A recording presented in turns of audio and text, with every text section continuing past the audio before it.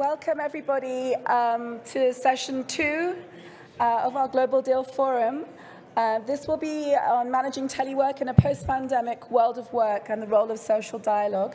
We're very happy to have a great selection of panelists here today, and I'd like to welcome them to the stage now with our moderator, Ms. Belén Carreño Bravo. Thank you very much.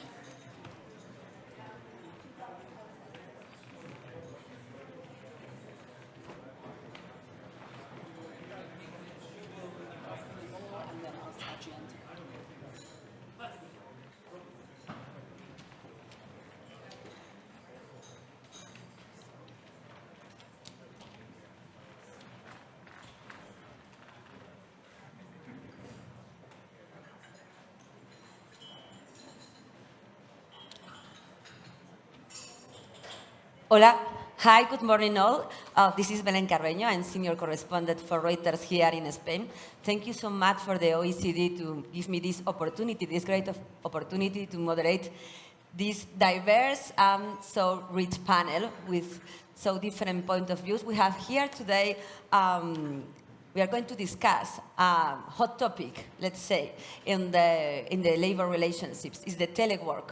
Everyone is speaking about telework around the globe. It's a global issue, a global opportunity, and a global challenge. So we have here this bunch of panelists, really high profile, to discuss from their different perspectives, from the business side, from the union side, and from the academic side, how we should tackle this new trend that is reshaping totally the way we used to work. So we have today here Ms. Christy Hoffman.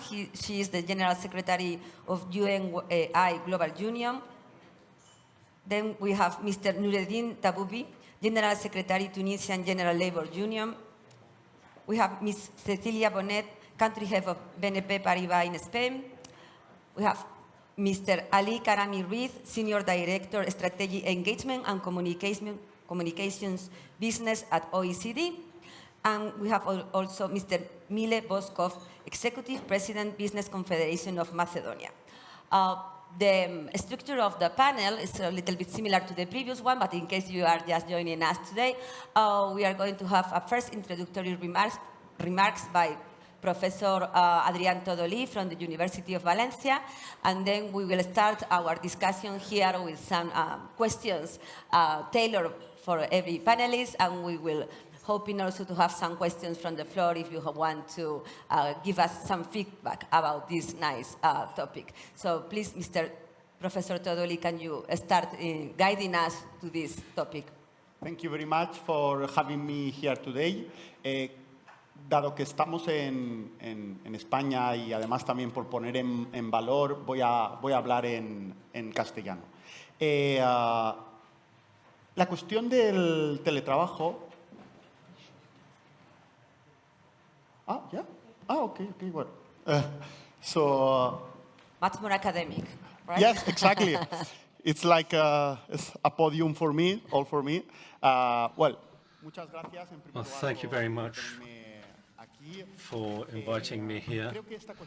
I think that teleworking is an essential matter for the future also, not only because the pandemic has undoubtedly made it fashionable, but it was already beforehand.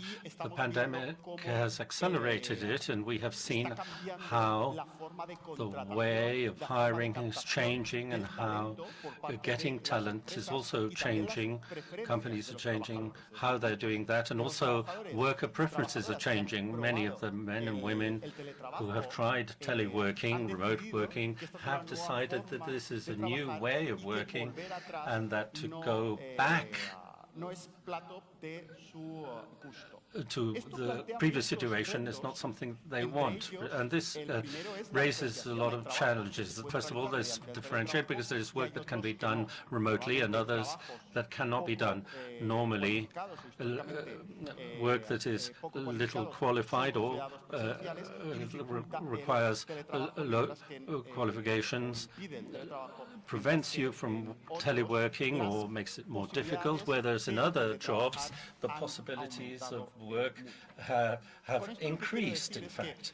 So what I want to say with this is if there is something together with the digital platforms and artificial intelligence, if there's something that really needs a transition and a regulation or a governance, that is teleworking, and that governance has to be done via a social dialogue. And the example, and I come back to talk about Spain because this is what's been done here. The social dialogue for remote working here in Spain was through the law that was passed through social dialogue in Spain just after the pandemic. And here I'm going to very quickly point out two of the key contributions made by business and trade unions with this regulation and how it was improved thanks to social dialogue. There was a proposal made by the government which was improved on through social dialogue. By business, this early proposal by the administration contemplated that teleworking, the regulation of teleworking, was going to be applied to all kinds of teleworking, quite apart from of its intensiveness. So teleworking that could be done after a day of 7 hours of work at work or 8 hours at work, just because you have a telephone or a computer at home, if there were a few minutes or an hour a day or per week, this could be considered teleworking with the use of the new regulation. This was one of the early proposals, and then afterwards, particularly from a business perspective, it was observed that this was excessive because there could be small uses of teleworking, but that this wouldn't be enough in order to implement the new regulation specifically applied to teleworking. And so there was a consensus that was reached, and in Spanish regulation, 30% of the day has to be teleworking in order to implement this new rule. With the trade unions, whilst the first proposal for regulation was considered,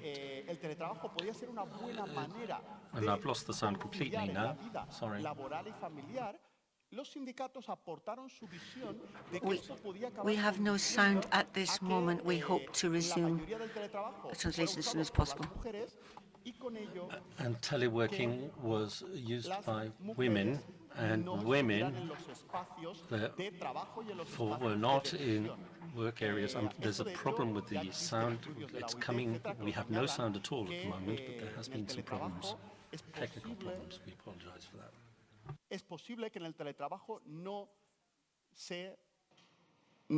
Sorry, I think we have some problems with the sound, or with the sound, que debe ser or with doble. the translation. The English speaker, they are not receiving the sign in English, apparently. If we can... okay, the translator is not receiving the sign, sorry.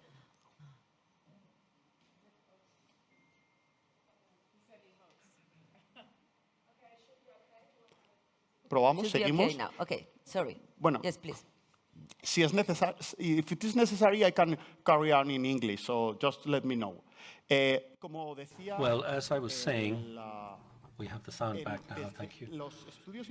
International studies prior to the pandemic, in other words, the research done shows that teleworking can freeze the work position because people who don't actually go physically to the place of work means that they don't have the most interesting projects because they are handed out in the coffee breaks, for example, or that promotion prospects are less. So, but if this is configured as a conciliation, because it is the women who normally reconcile to this more, and so this would affect the important positions that are taken up by women. And so trade unions pointed out that the law should not, well, you had to regulate teleworking, of course, but it should not be promoted as a way of reconciling work and family life, because the trade unions prefer other ways of reconciling work with home life, like times of work or making times more flexible. These were contributions which ended up in an improvement of the rule, which was finally passed. Nevertheless, I didn't want to just talk about positive things, but I also wanted to mention the things that have room for improvement, not only success stories, but things that in the future I think that when there is regulation in social dialogue, it can lead to some problems, and my role as an academic is to point them out, not just the positive things, but there are things that can be improved, and I should point them out also. There is an excessive derivation towards collective bargaining. Normally, social partners, when they negotiate a rule or law, say, well, but we don't agree here, we'll leave it for agreement in the collective bargaining in the future.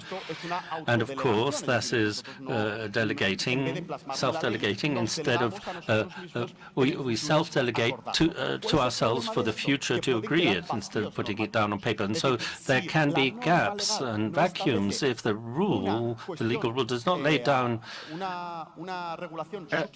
a subsidiary regulation in the case of a lack of agreement. If these negotiators who have not come to an agreement in order to negotiate it at a legislative level, if they don't agree either at a collective bargaining level, this may create vacuums or gaps in the regulation. This is one of the questions that I think that in Spain, with the teleworking law, can arise, because there are many agreements, particularly now, more because of inflation, where the collective bargaining is not being renewed, and although they may not be renewed because they don't agree in terms of inflation, this is freezing it all up and blocking it all, particularly in teleworking, but also in other areas. And there can be a lack of being specific when the social partners, when they negotiated a matter, it's possible that they may use a broad type of language, which is not very specific or technical, because that is the way of reaching an agreement, but that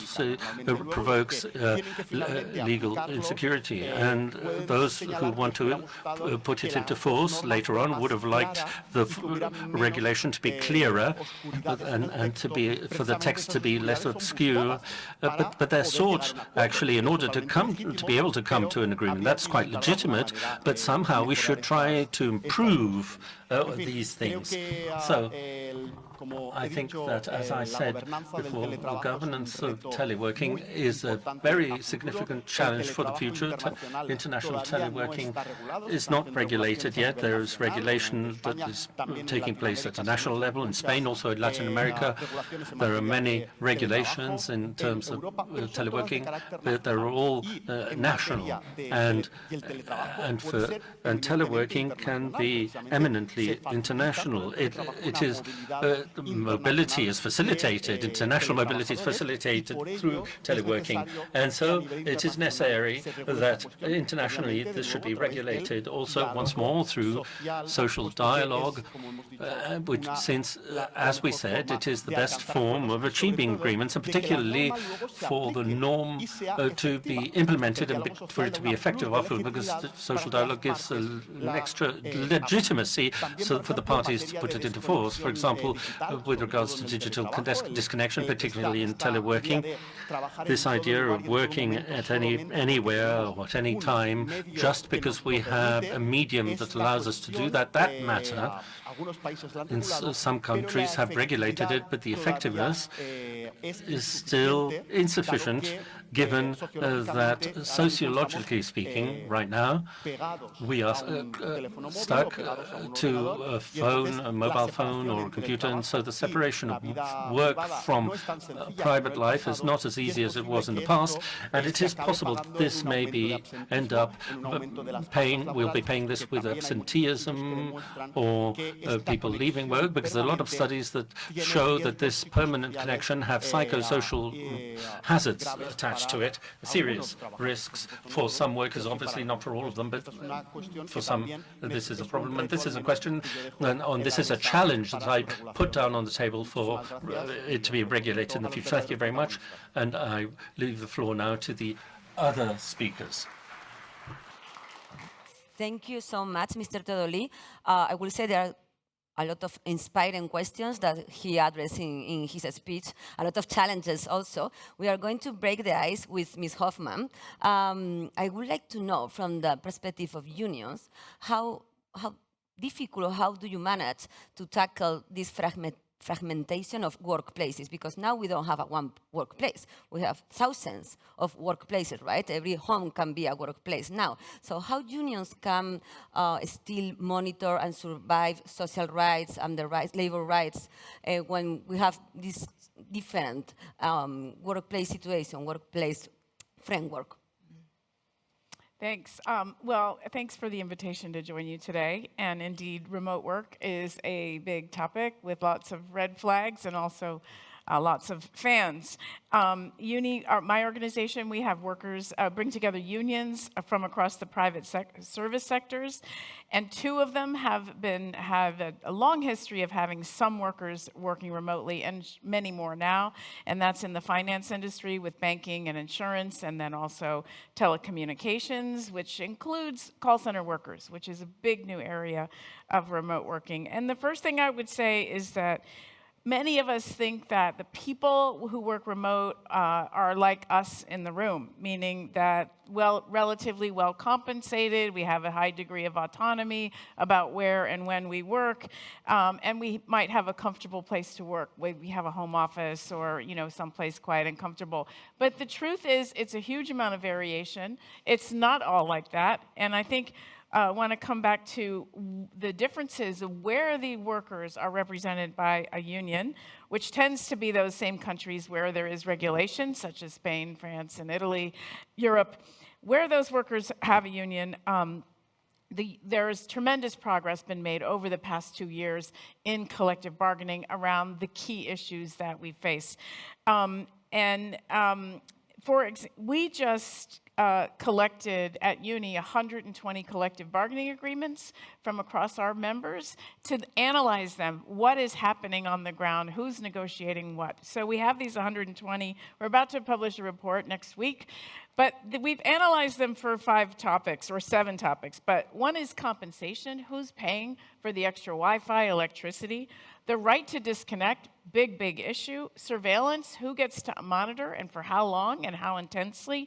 Safety, how does the employer secure safety when they're not in your house? Do they have the right to come into the house? And freedom of association, which I think is a key issue facing unions. How do we build unions in this environment where there is no collective space?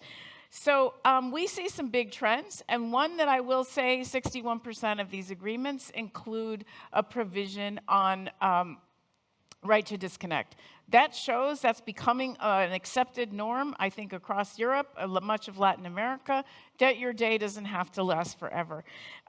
There's also normally something about safety, something about freedom of association, and a lot of really interesting ideas about how do we deal with these problems of, for example, lack of opportunity for women who disproportionately choose remote work, or mentoring for young people, a big problem that I think has not been solved at all. So I think that the problem is the ones who don't have a union and who are in vast majority of markets in the world where nobody's saying, do you get a good chair to sit in, or who pays for the Wi-Fi, when does the workday start and stop? The vast majority of white-collar workers who are working remotely do not have the benefit of collective bargaining nor regulation. So that's one issue. But the second issue is workers in full-time remote status. And I think that's where we have to look at big industries like the largely non-union call center industries, which is located in normally low-wage countries, lots in, let's say, Philippines, Colombia, lots of call centers, biggest employer in the country. And there you have almost all of this industry is moving to remote. So these workers are dispersed. They don't know each other. They don't work in teams. They don't even hardly know their supervisor. So how do you ensure freedom of association for workers in that environment? Where is the regulation that guarantees access to these workers? And we desperately need that, I could say. And also we are concerned, many of them are being told they have to pay not only for their own Wi-Fi, but the employer provides the Wi-Fi. They're not paid when the Wi-Fi isn't working. They're not paid when they're going to the bathroom. This intensive surveillance, a camera on, nonstop, all day long. That is really exploding along with the software tools that make that possible. And I know lots of employers, I saw a survey, 80% of employers in the US are saying whenever their workers are remote, they're going to implement new monitoring tools. So this is on the horizon. And as the first speaker said, psychosocial stress is rising among especially remote workers without any protection. So I think, that's the area where we have the most concern about how do we address the fragmentation, as you say, but, how do we secure the rights of those workers? And it's not only the right to have a union, but even the right to be paid, including breaks, even the right to have not to be paid on a piecemeal per call basis or per job basis. So we don't want to erode the relationship with the employer. We don't want to erode the key rights that workers have. And we do see some dangers in that area. And so I think we'll see regulation in that in the future. We need regulation, and we'll absolutely see more development in the social dialogue. Thank you so much. We will come back later to all these challenges, because it looks like there are more challenges than opportunities from the union side, but we will come back later.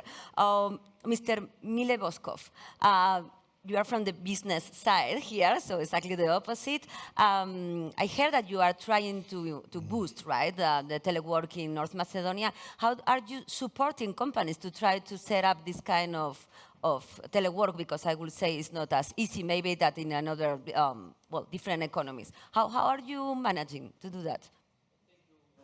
Thank you for having me here. It is a pleasure to speak in front of the audience, very important audience, social dialogue audience. Actually, yes, first of all, I need to say that the Macedonian economy is very small, and it's emerging economy in transition for all these 30 years since the independence. But we as a employers organization, especially Business Confederation, we were trained and normally forced to be established thanks to the ILO. And it's open applause for ILO to having us, to helping us, and to trained us how to deal with the employers' activities. Back to the question, it is a challenge for us. Teleworking issue, it is quite a big issue. Ms. Hoffman just exactly explained what is the challenges and what we are going to face in the near future. But during the pandemic, during this crisis, economic, energetic, etc., we try to force to explain to the companies and exactly to the difference between the teleworking, digitalization. It is the digitalization forcing to the teleworking, or we stay at the workplace. And it is important to follow the rules, to follow the collective bargaining, to follow the international rules, to be all the time under the compliance with the local and the regional laws. But it is a question how to do it, who gonna help us, who gonna pay for it. It is only the employers which are strictly ordered to pay, or somebody will help us. There will be incentives or some other support from the governments, no matter it is Macedonian government, regional, European, and in order to face, in order to be more, let's say, prepare for the teleworking challenges. It is. I need to share with you. I have a special case at home. My son is working for Coca-Cola company in Macedonia, but also sometime remote working for the Atalanta, for the headquarters in the marketing department. And now it is a question what to do. What is the case? how we gonna apply the laws, how we gonna apply the occupational safety and health, surveillance. Only the sexual harassment issue is not a question. He can do it at home. It is a joke, and we try to explain to the companies that they should change. It is a challenge for changing, and they need to accept the challenge. And normally, it is always a question how the companies, how the employers, or the owners, or the manager will apply the standards in discussion and collective bargaining or social dialogue with the employees. It is a huge challenge. It is not a question of will, it is a question of technology, a question of investment, question of be updated, and normally to be efficient. Okay, thank you so much. And open-minded, no? I will add to that list, maybe. For some businessmen, maybe they need also to be open to this new situation. Absolutely, we are totally open, and we try to, and we force the companies to be open-minded and to be open for challenges, normally, and for the change. Okay, thank you so much. Mr. Taboubi, hi. Hi, I will say that maybe in a country like Tunisia, where, well, there has been social unrest in the past, this role of preventing abuse in a situation of telework will be one of them. Sorry. Are you okay? Can you listen? No, no? Translation is not working? Bon.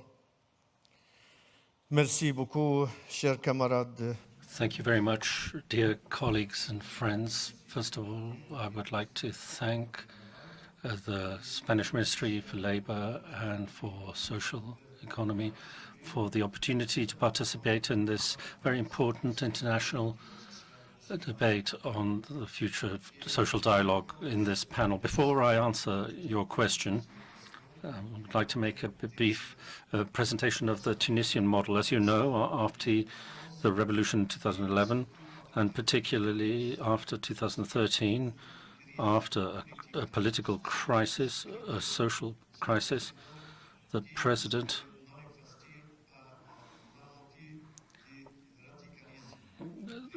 there was an increase in religious radicalism, and there were political assassinations. And in Tunisia, the trade union organization has gone past social dialogue and negotiations, and it's gone beyond negotiations. And I'm saying this because after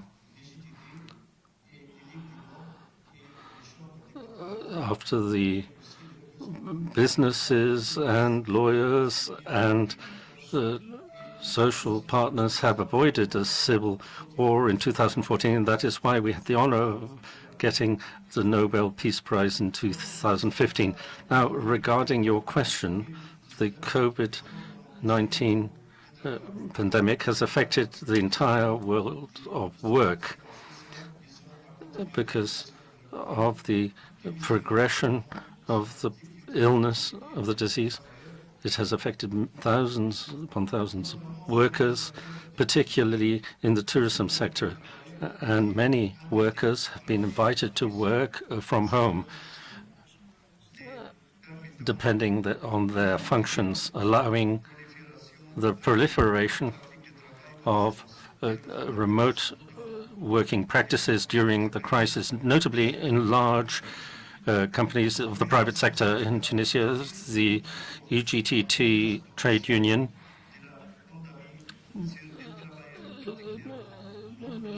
looked particularly at employment, salaries, the fundamental rights of workers during the pandemic, and also to transition towards a paradigm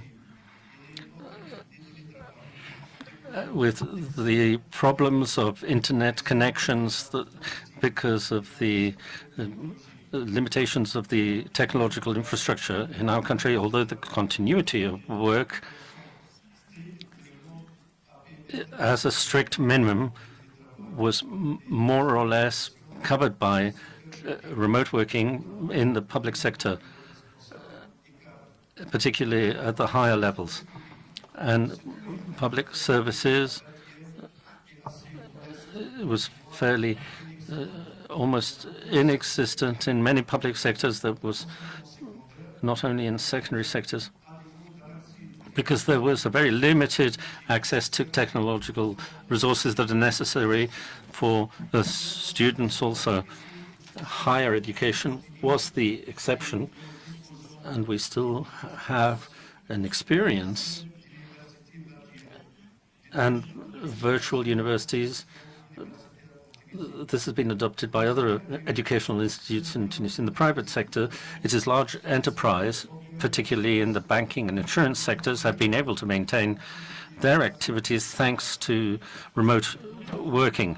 The pandemic impacted private sector companies very heavily, particularly tourism and many services. Because of the extent of the crisis, thanks to social dialogue, the three social partners concluded an agreement in order to continue to cover part of the salary. But for most affected workers, although the implementation of the accord had a big barrier, which was the absence of social security. And so as a consequence, the transition of informal to formal work is essential, and this is still a challenge, a major challenge for the government and for trade unions. And we also deem that social dialogue was acquired usefulness in this situation of crisis, allowing an attenuation of the socio-economic impacts. And with the principle of solidarity and humanitarian values, the EGTT has been able to get a particular premium for health workers to recognize their efforts and sacrifice throughout the crisis, the period of the crisis. And work, particularly in tourism, have been invited to work from home, depending on their functions, allowing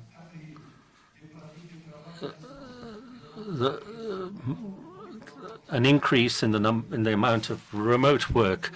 And there's, with the potential threats of the pandemic for employment, salaries, and the fundamental rights of workers, and also the transition towards a paradigm of work which is and teleworking is affected by the lack of internet structure.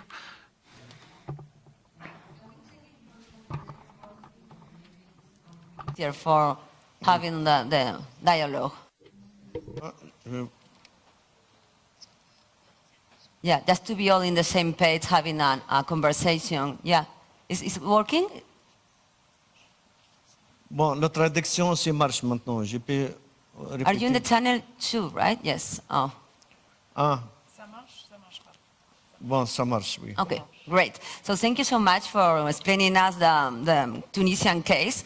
I will say it has some similarities with the Spanish case because of the big wave of the tourism or the services in the economy.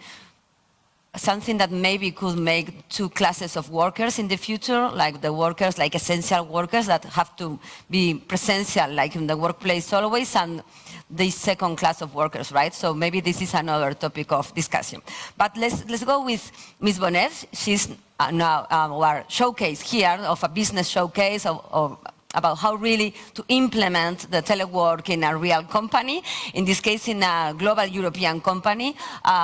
We have a nice talk just before joining this round table, and you were mentioning me that you have like a global European, pan-European agreement, right, in order to facilitate the telework to all BNP Paribas workers. So if you can explain us how did you manage to get that, and also how are the difficulties, because I will say that there are a lot of difficulties in reaching that kind of agreement. Okay, bueno, primero, muchísimas gracias por... Thank you very much for inviting us along. Yes, in effect, the way BMP has been tackling this question of teleworking was to try to find a common focus, a common agreement across our European platform, because we're the first European zone bank, and this is our domestic market. So we felt that it was very important to have a European vision on the question of teleworking. So for us, the main channel in this European approach is our European Works Council, with very specific agreements, thinking of the question of teleworking as something so structural that it needed a European approach with the European Works Council. So the objective of this agreement was to create a common basis for the 22 countries where we operate in Europe, 132,000 employees, of the 180,000 almost that we have in the whole group. So with all this debate, we defended teleworking as a dimension for finding a life-work balance and really achieving the best possible circumstances there. So it's clear that from this experience, during the pandemic of COVID, it's been an accelerator, very much so.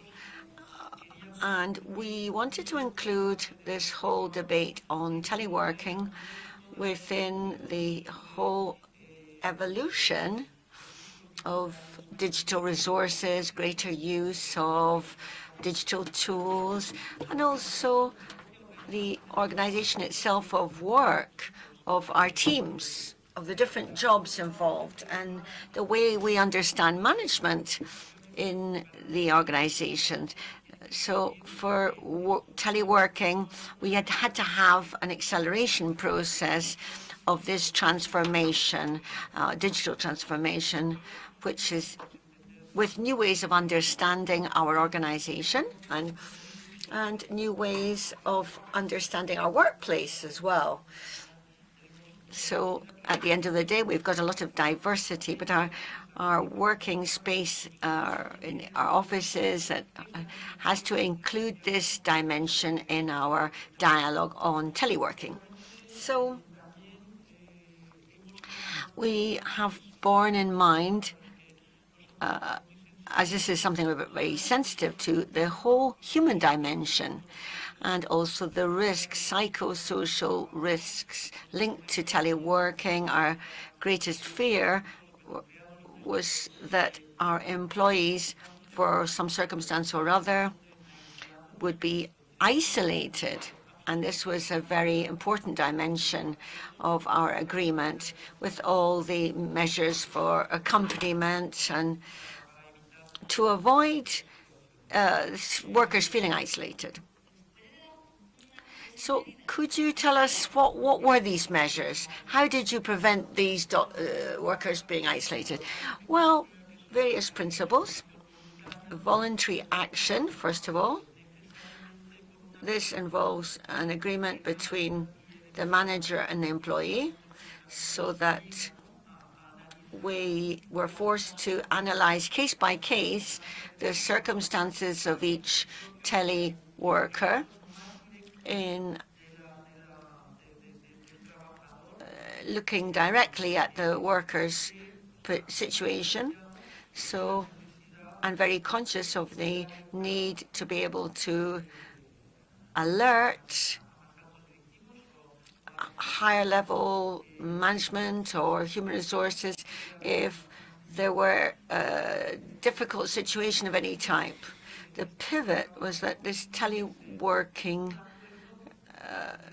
had to be an agreement between the individual worker and their boss. So this protection is not something that is just a chance subject. This is very much at the core and very person-focused, case by case, looking at everybody's individual situation. That was a fundamental part of this agreement. So it's very important when we talk it was a case of this European agreement. We have to include this aspect of isolation of each worker, and this has to be a key part of our analysis of teleworking. So we are a very diverse group. We have a huge number of different lines of business, of agreements, of country-wide agreements. So we have to have a common benchmark so that each business, depending on the type of organization, had a minimum of common rules. So common rules are fundamental for us would be that teleworking is agreement between two individuals, bearing in mind this human dimension, but also bearing in mind the organization of a team, how the team is set up. Another dimension is the percentage of teleworking that we agreed.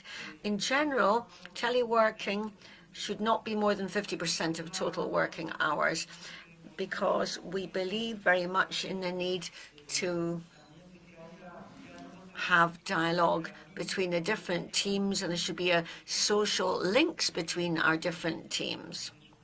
So this is a measure to prevent risks of isolation. It's another way of fighting against this problem of isolation. And there were more technical applications, but in principle, this should not be more than 50% of working hours to maintain social ties between employees. And as you'll know, there's different regulations. In the case of Spain, we have 5,000 employees with 12 different business lines. I'm not sure how many collective bargaining agreements we have, but we've had to tackle this diversity, always with a broad view. So we did a parallel exercise, which was very interesting.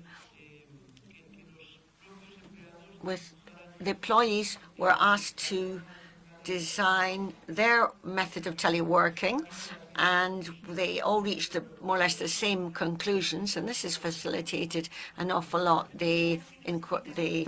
So have the trade unions participated in this agreement? Oh, yes. Globally, at European level, this is very much the whole meaning behind the European Works Council work. So, yes.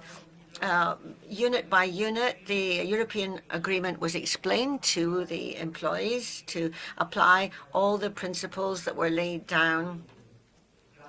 And we had, in fact, moved ahead there, and we were a bit ahead of the making sure we had enough material and the right facilities so that workers could work in the best conditions from home. So this is quite long to this agreement process, because you have to negotiate with each organization, but people understood very well the logic behind this. And this parallel work that we did, it was an initiative of ours, resulted in a guide worked out by the different employees who they themselves promoted what style of management was compatible with teleworking. So defending all the values that we emphasized in our agreement. So this is a great experience. It was really very enriching. Panelists, have some questions after this nice introduction. Now we have Karami Ruiz. We were discussing prior to join the roundtable about the skills, right? About the difficulty to train the managers, but I will also add in the difficulty to train the young people, the new people joining the companies when they are facing a situation of a lot of telework. Maybe there are even companies that they are embracing the 100% telework. How, companies can tackle this situation of training new people, the culture of the company to be transmitted, and how managers can have the appropriate soft skills to manage the new teams, this new different world. Perfecto. Muchas gracias. Fine, thank you very much for the invitation. Before answering the question, I would like to explain who we are and how we work. We are the official voice of the private sector to the OECD. We've just had our 60th anniversary last month, and we're a network of networks. If you look at the CEOE and multiply it by 60, this would be us. And through the CEOEs around the world, we have about 3,000 representatives of companies covering all sectors and working with the OECD and the 69 governments. So this is one of our key priorities, teleworking. So I would place this in the context of what we're experiencing across the world. Labor shortages everywhere. We don't have a single member that says that they are not experiencing labor shortages. So we have this question of the Great Resignation. So teleworking, you made a comment on this, Belen. I think it brings more opportunities than challenges, but you have to look at both aspects, of course. And as Cecilia said, I think this is a potential way of attracting talent and keeping talent. And one of the things that we learned becoming a network of networks was that you can test out your best practice. What's worked, what's not worked, in which sectors. A key word here is flexibility, because what can work in one company really well might not work in another sector. So what we really need before we have a regulatory framework, which is sort of heavyweight, we need this dialogue, as Cecilia said, to see what kind of team do we need, what kind of skills do we need, do we have to develop amongst the managers and also the employees and new people, and the question of isolation also, because if we want to invest in contracting young people who have been affected a lot by the pandemic, locked up for several months, and this is the first time perhaps they've actually come to a workplace. So, and they're told that it's going to be a remote job. They may think, well, yes, as long as I have ties to the team. So apart from saying, so much of a percentage of workers or time, we need to define in companies, whether SMEs or big companies, what are the opportunities for the team to have a dialogue, to get together, to have brainstorming for ideas. So this is more important for me than fixing a percentage of working hours. Another thing that we think is vital is this investing on what is digital, because for many SMEs, many companies, this was just a temporary stop during COVID, and then we're back to work, back to the world before. But what we are asking of governments is that they can invest in digital infrastructure, because this is key to be able to train and work more effectively. I think setting the scene, we can say we absolutely agree, and we notice that there's an excessive reliance on collective bargaining. We think that social dialogue can be carried out in many different ways, and a key here again is flexibility. And one of the things that we've heard is in the meeting is we implicitly perhaps are creating a two-level society, those who telework and then this division of sexes, of genders, of who works at home and who works at work. So how can we ensure that a person is involved in teleworking and having with a mix of presence of working? This is very important to get that mix right, and also the question of taxation of the mobile workforce. We last month at the anniversary, we asked the OECD to continue with this because we needed guidance to see what way we could find the best system for all. So this is one of the responses that I have to your question. Interesting also the two sides of the same situation with Ms. Hoffman and Mr. Boskov, because what are the chances of having some social dumping when hiring people from another country with different salaries, different maybe conditions in terms of no unions or less unions, I don't know, different regulations, right? And working from a first world country, like let's say United States. So I don't know, I hear you about the situation in the telework from the Latin America, no? I think you were mentioning it, but maybe as in the case of Mr. Boskov's son, Atlanta company can hire someone from another country, totally different, right, to the United States. So there is this risk of social dumping, of looking for workers in different countries that could be more competitive. There is definitely a risk of that. I don't. And, you know, I have to say that's not an issue that we've looked at very carefully, because the predominant questions that we're facing right now are, you know, both the question of hybrid work, as we heard from BNP Paribas, and a lot of employees in that situation, and how are we managing with the hybrid working, which most workers are pretty happy with working hybrid. Most workers want some hybrid access if they can. And then the other social dumping, which I would say writ large, is big tech companies, for example, outsourcing all of their call center work to the lowest place. That, to me, is more of a social dumping problem that we have, is where you're outsourcing your back office work to the cheapest place where people have the right language skills. And so there still is that foundational issue of language skills. There's a lot of call centers, for example, in Tunisia who service the French market, and they have the beautiful language skills, and yet the costs are lower than they would be in France. This question of working from anywhere, you know, it's interesting. My daughter's in her 20s, and she just took a job full-time remote, and she can work from any country.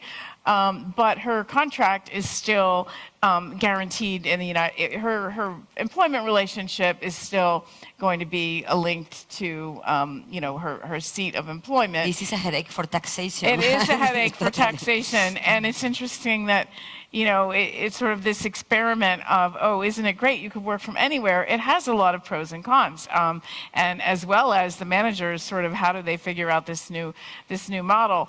But I think then you're right that if you want services, I mean, we hear a lot of stories, and there is a fair amount of evidence of having remote medicine, for example, reading the patient, you know, X-ray and so on, you know, having that in India, and then you can have that information the next morning in California. So there will be remote services offered in that way, and some of that will absolutely be lower cost. I don't think that phenomenon has become as big as some of the other stuff we're talking about, but it could grow for sure in the future. And yes, I mean, as long as you're always looking for the cheapest option to get the job done, and the number of and the work that can be expanded, you know, dramatically expanded, and we're seeing a lot of like international teams evolve. So our workers, for example, for tech companies, let's say the Google workers, they work on teams that are international teams. So when they're developing some software, it's not just the ones in California or New York, it's Zurich and Ireland, all working on the same team. They consider themselves an international team. But there is no room for a conflict in wages because, for example, I can work for Google, but in a country with a much less expensive cost of living. Right. So why to have the same salary? They don't normally have the same salary. They're paid under Irish conditions. And there's no or Dutch opening like conditions. a new situation in the collective bargaining and the social They don't dialogue? have collective bargaining in the not United Google, but States. let's- So let's just start from there. I mean, if you have no collective bargaining, it's a lot No easier. problem at all, yeah. You can just put the salaries wherever you want. I think the workers in Zurich may be a little more protected, but the others not so much. But yeah, I mean, that's fundamentally the issue. You could regulate all of this and have collective bargaining and social dialogue over all of this, but most of the world does not have that. And so as long as you operate in that environment, we really need global solutions for some of these issues. Yeah. Because I do think, I want to say, we all have the freedom of association. That's a fundamental right under the ILO. But in fact, those rules were developed when we all came to the same work site every day and we knew each other and we could talk to our coworkers. If that doesn't happen, what does that right mean in practice? So I think we need new rules. And this is a global issue. And we're doing fairly well in Europe in terms of developing both all levels of social dialogue. There's European agreements. We have a beautiful agreement in our finance sector across Europe that deals with digitalization and remote work. And then you have, Works Council agreements, collective bargaining and regulation, and then soon to be a European directive on remote work. So I think will be relatively well regulated in Europe, but I think we have to look beyond. Okay. Mr. Boskov, you mentioned that North Macedonia is a small economy, is what it is. Are you exploring like the opportunities of telework for providing like very high trained workers from Macedonia to other companies outside, and this is maybe a game changer in the global economy, like small economies like you, kind of isolated in the middle of Europe, right? Like with a lot of borders, can have this window, right, to the rest of the world to offer like their workforce to work in equal opportunities? Yes, actually it is a mixed situation regarding the workforce, regarding the working conditions. We are facing at the moment, I mean, the real economy is facing the lack of the workforce. And we are, from day to day, we are losing a very skilled workforce. And it is a big challenge for the employers in the real economy. From the other side, the digital economy or the IT sector or the finance sector, they actually engage people from Macedonia, which are, this IT or digital, let's say, sector. It is with the global experience, with the global knowledge, with the global educational skills. So those workers, those employees, actually they work for the international companies, for the multinational companies. Actually, they are not penetrated at all the Macedonian labor market. They work, they live in Macedonia, but they work for the internationals, which is totally ruining the collective bargaining and the conditions on the labor market. They have high salaries from the other side, and the others, they are searching and looking for... Is there a spillover effect? Are you see Absolutely, like a rise in... Exactly, it is a spillover effect at all. Actually, it is a situation where we are facing and we don't know what to do actually. We are all the time knocking on the door of the Ministry of Labor and Social Policy or the government in order to explain that for the other part of the economy, for sure there should be some kind of incentives, of subsidies or whatever in order to make a balance on the workforce. From the other side, actually a point of social dialogue, actually it is a big challenge. Right now we are looking for a kind of mixed solution of social dialogue, of collective bargaining, because I'm going to say the freelancers in whole IT sector, financial sector, and other tele sector, because it is not possible to have any kind of dialogue with them, with those people. They are not members of the union. They don't have working councils. They are not representing the majority of the workforce. They are totally focused on their own life well-being, and that's it. They're still in Macedonia, especially all in the region. We're facing all the region. We're facing the same problem. They have less living costs in our region, but they have high average salaries working for the multinationals. Actually, we are wondering all the time how we're gonna manage and how we're gonna retain employees in the real sector. This is the main challenge. Yeah, and do you have an answer to that question? Because we are posing a lot of questions in the roundtable, but I'm afraid that we are not giving a lot of answers to our audience. Yes, the answer is the money and the salary and the motivation. So who will pick the right box? This is the main question. We have some answers, we have some solutions, but it's always depend of the support, because mostly as the economy in the region, probably global economy, 98% in Macedonia, small and medium-sized companies, they don't have capacities to overcome the situation by themselves. We need support. Here is ILO, here is European Union, European Commission. We have kind of discussions, but it is always a question of money, which is a real question. Okay, thank you so much.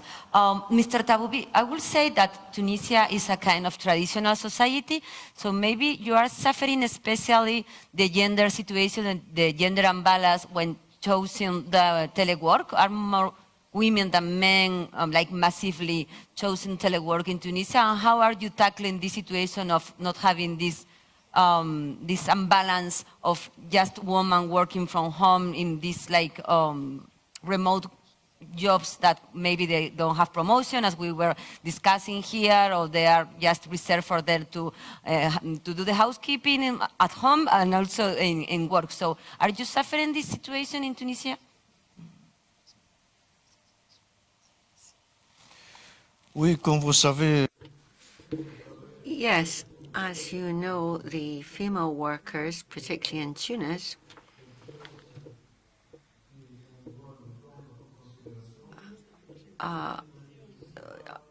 we have to bear them in mind, particularly because in some European countries, we have to say that in the case of Tunisian female workers, they earn the same as the male workers, which is not the case in some other countries. But the health problems of COVID has forced trade unions and government and the employers' associations to introduce this. So looking at the international level, particularly in countries in Africa, I think we really have got through this situation very successfully. The Tunisian population suffered a lot, and the trade union organization began to provide oxygen for it was difficult for them to provide all the oxygen needed by the hospitals at that time during COVID. And really, they've done particularly well in the area of human rights and in the protection of Tunisian workers' rights. So also African immigrants, who are more than 700,000 in Tunis, have also been protected. So we've opened up access to hospitals so that they could be treated. And also at that moment, we started with teleworking, using the technology we had available, and I'm very grateful to the ILO for their support, because this is absolutely the future of work, and we have achieved a great deal due to the health crisis and COVID. So we've created a digital platform, but haven't managed to do this in the way we wanted because we have a lot of illegal working.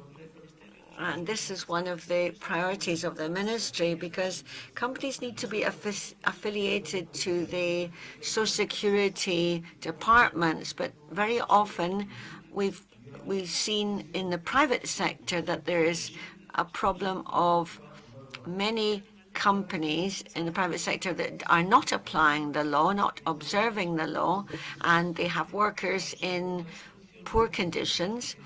So what is it we desire as trade union? We want a real social dialogue with courage and really and trust to be able to create a social climate to improve productivity in the country. And we need to maintain a 50-50 balance, and there are companies that do not accept social dialogue or debate. And in Tunis, this is nothing new in Tunisia, across the whole country. So we signed an agreement, a 3-year agreement with 54 collective agreements in the private sector, and we've signed and concluded with the government an agreement to stabilize salaries of civil servants, and also we have drawn up a protocol for 3 years on salary increases in amongst public employees, an agreement to increase the minimum salaries by 7%. Also, salary legislation.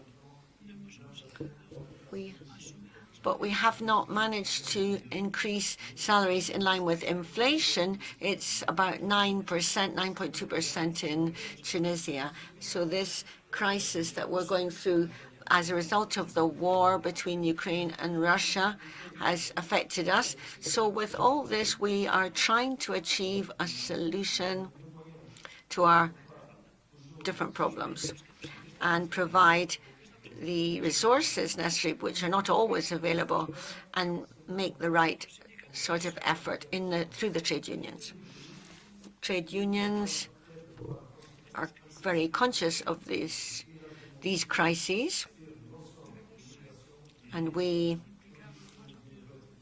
need to really involve as many companies as possible through the introduction of new technologies and teleworking, because we have to really work together to decide how we can create a better working future.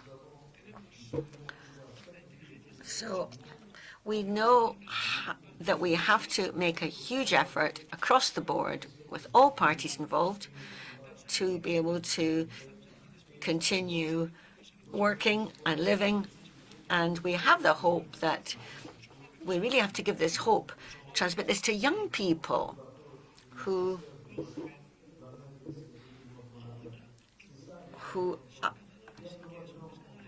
or perhaps they might be fishermen or hunters. So we have an exceptional situation as regards immigrants in our country. So we have to look at the situation as our economic situation across the country is very tough. And we have made a big effort towards the African immigrants to defend human rights, regardless of what their color is and their nationality. Difficult to tackle in the social dialogue. Sounds telework maybe a little bit like frivol, but it's the new reality, right? The new norma that we are dealing in a lot of countries. So again, asking to Ms. Bonet, I have a double question for you, because while I was listening to the real case that you spoke here, I was wondering what are the facts or what are the outcomes of the new agreement. What do you see? A rising productivity, happiness index? I don't know if you have something like to measure how effective and how good for the company and for the workers has been the implementation of the agreement? Well, actually, we are just implementing it, so we haven't yet built these indicators. We will have a yearly review with the European Council on the concrete aspects So of do the... you fix some parameters to measure? We need to build it. We need to build it because that will be the basis for these annual reviews that we will have with the European Council on the conditions, on the implementation, eventually the difficulties we may have encountered. So this is in progress, actually. Yeah. Okay. And the second part of my question, well, a little bit different from the first part. What about the new hirings? How do you tackle them? Do you hire a young woman or man that want to really work in BNP Paribas? How do you train them if they are not like sharing time, that kind of time, and see others, right? With this informal training, which is to see the other, like your seniors working below you. How do you tackle it? Well, actually, this is one of the hardest challenges we have. As was mentioned here, we obviously need to attract a lot of talents. All the companies are in the same situation. So we need to be attractive in many aspects. Obviously the business, the project, etc. But then also the way we work and the way we integrate the new hirings. This is one of the reasons why we believe that distance working can't be 100% and can't be general for everybody, notwithstanding any personal situation. We need to address very specifically that collective of new hirings. Actually, during the pandemic, even if it was a little bit difficult, but here in Spain, we hire more than 1,000 people per year, so it's a lot of people. Lots of young people were experiencing their first entry in the labor market, so they didn't even have the experience of working in a company. And we did actually, during the pandemic, obviously with all the caution we needed to take, etc., small teams, but we did a kind of monthly meeting just for them to meet us, to meet them among them, to know each other, and to start building this common spirits. No, at the end we also need to is have someone responsible of this social thing? Well, obviously, the first ones are the managers. Okay. We believe, I'm personally a big defender that we need to have managers and understand that their role is not only executing a budget. We need managers who understand what are our values, what we are trying to defend, what is the type of organization we need to deploy, because at the end they are in the day-to-day management. Then obviously we have fantastic teams from the HR that what they actually do is that give the tools, they give all the coaching, the training, etc., both for teams and for managers. But yeah, and there I have to say on hirings that we experience, and especially in very tech profiles, we experience candidates that tell us that if it's not 100% distance working, they're not going to join. And we need to take the risk to say, well, we're sorry, but we believe in this social link. We believe in this necessity of having these personal contacts. We don't believe in a company working 100% from home. So we need to take the risk. It's something very difficult, but we need to take the risk sometimes to say no to very good candidates, because we are not going to comply with that level of expectations. Okay. We're running out of time, but if you have some question to one of the panelists, please, you can interrupt each other. Very quickly to Mr. Karami, you represent a lot of different business associations from very different type of countries. I was wondering if there is a digital bridge, a digital gap between the business association or the companies that can interrupt a little like this telework competitiveness, right? I don't know if you suffer that kind of situation inside the organization, like, well, how to defend the same social dialogue in terms of telework when you don't have the same access as, for example, Mr. Taboubi explained to us, no? Like if in Tunisia they don't have the same access to internet, how they can really compete, right, with other countries, or how they can have the same social dialogue in telework. So how do you tackle that situation? It's a very good question because what we see is a mixed picture.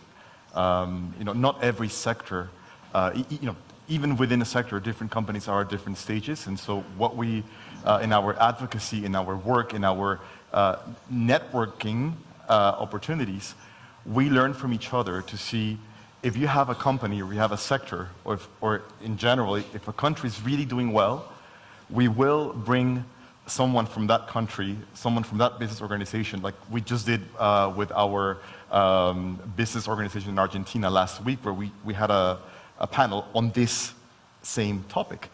And I think that the common thread is that we all realize, nobody doubts that we need to be digitally literate, and many of us are still not there yet.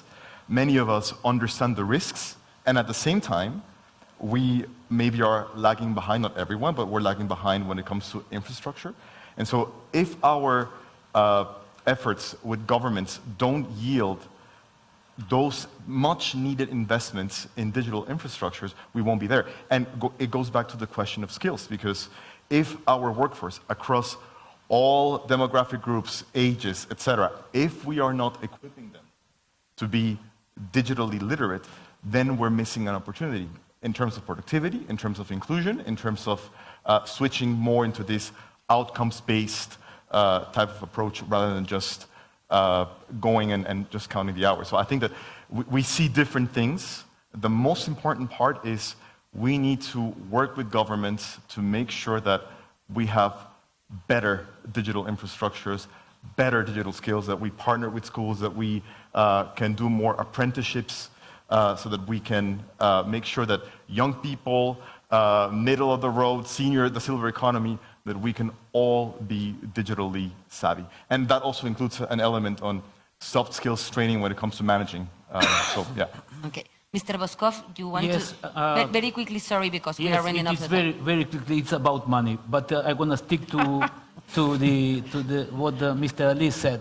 I'm going to ask Ms. Bonnet, if you have the information, how much money you spent on the cybersecurity for the people of teleworking in your bank? Obviously, I don't have the figure, but what I can tell you, it's huge. We are a bank, so I think one of our main services to our clients is the security of their data, the security of their money. So obviously, I mean, incredible. So you're not asking the government for the money? No, we are not used to that. Well, it's rather the contrary. The government is asking money to us. Okay, great. May I ask the organization if we have time for some questions from the floor, or if there is someone who wants, or maybe Mr. Todoli, if you have some question? I'm afraid I don't see. Okay, yeah. Please try to be as concise as possible, because we are very short. Yeah, I just had to step out. I hope I haven't missed anything, but it's a very exciting panel discussion. Two brief questions. How much more challenging is it to organize workplaces where more and more people are physically not in the same place and work from home? So that's basically a question for trade union organization. The second one is, has there been attention to the, and I'm sure there has, but what is the view on the replacement of teleworkers by artificial intelligence as a way of basically downsizing the huge global workforce of teleworkers in favor of robotization? Thank you. Do we have any other question? Just to, yeah, please. To try to have them all at the same time. Buenos días. Hello, good morning. I would like to ask the lady from BNP Paribas. I thought it was very interesting. It's a very interesting forum in general. What kind of alerts do you have in order to know when a worker is in isolation? What I mean is, how do you control that behavior? What kind of signs? And the second question for everybody is of the amount of data that is generated in remote working, who owns that workers' information or data? Any other?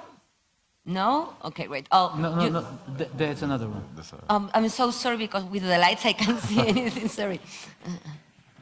Hola. Hello, good morning. I also have a question. Also for the lady from BNP Paribas. In the agreement with the European Trade Union, the EWC, is the system of control and health of the workers, particularly with regards to the connection in remote working. Because I'm a lawyer in the UGT trade union in the international area, and what we are noticing a lot from security and health is the lack of care of workers with screens, mainly because the rests that usually occur in other activities or because of the responsibility or because of the type of work, it's difficult to have those breaks. But there are no safe measures of health and security. It's so obvious in other areas, like in construction, but in teleworking, there isn't that compulsory nature. In the company will oblige you to take a break and rest. Is there something about that in the agreement with PNB?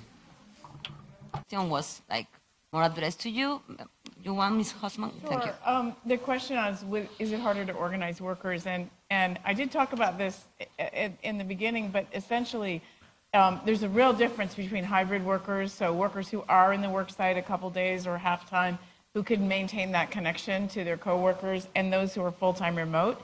And for those that are full-time remote, the systems really aren't set up for that. We do have digital connection. We do have a way to contact people digitally, but when you don't know who they are, where they are, and there's no common point of aggregation, it is really hard, and we need new rules for that. And I would say on the surveillance, on the AI question, and also who owns the data, those are the big questions looming on the horizon, because you see with the rise of surveillance, that's linked to AI to actually aggregate, understand and analyze that data. So you wouldn't have the surveillance or sort of the nonstop cameras and the monitoring if you didn't have AI to do the analysis. And who owns the data? I mean, I think those are all big questions that are getting explored a little bit under the GDPR, but also need, those will be the big, I think, areas that we need to figure out in the future, because, it's sort of a lazy way of management just to say, we'll put a camera on you all day. That's not really the management we're looking for. And also it's really linked to all the safety issues and psychosocial stress. And going back to that last question about safety, also, who is making sure that you're getting the breaks instead of, that nonstop surveillance means you're not getting your break, and therefore, but who's doing the opposite, and how do you have health and safety inspections when you're working from your home? And I think those are the big questions that haven't been resolved in very many places. A little bit on surveillance, but that's where we need to go in the future. Mr. Karami. Gracias. Yo creo que Thank you. I think the part of the answer, perhaps we've touched on it, but it is trust. The subject of trust is very important because based on that, there will be decisions of how the work is organized, how you measure the work. That's part of one of the first questions. And that is where the soft skills will be very important in order to give the managers through SMEs, how you're going to measure the work, how the work is going to be managed, but also on behalf of the workers, how to deal with feedback. And with young people, this is very important because they come fresh out of school or university, and they had a very academic education, and we all know how to deal with that, but they may not. And isolation is on both sides, because sometimes you go to work and people don't realize that you've come, and so that's very important. The future of isolation, not only for remote workers, but also we have to look at people who are at the office and silently they have a problem and they don't speak about it with the team. Questions. Well, yes, I had many questions, but I'm not a specialist in the data, and so I can't answer some of the details, but it's governed by European regulation anyway, so the framework is there. But what I do want to confirm is that in this European agreement, there is a chapter on risk prevention, and this has been passed on to the different countries. I can mention it here, but depending on the business, there's a whole system for each one to declare under what conditions they work, and even there have been some pilot schemes where we did a small audit of the environment of work at home in order to ensure that it complied with the requirements of safety and quality of the work environment. The only way, really, apart from having some protocols, there have to be social links within the company. That's the only way, really, of detecting problems. And this is with presence by obliging our managers having feedback with their teams and for the teams to feedback to them permanently for this exchange to take place. And beyond protocols, it's all a way of understanding collective life, teamwork, organization. That is what we have to promote. That is what we are pushing for. BNP Paribas is a bank for the changing world, so we have to also encourage this within, and how to be permanently feeding this dialogue and knowing what is happening. I'm afraid we ran out of time of this super interesting topic. We have a lot of unresolved questions, I'm afraid, much more questions than answers, but maybe in the next roundtable another year we can solve some of these questions. So thank you again. Thank you, Mr. Todoli. Well, I think we have a lunch break now.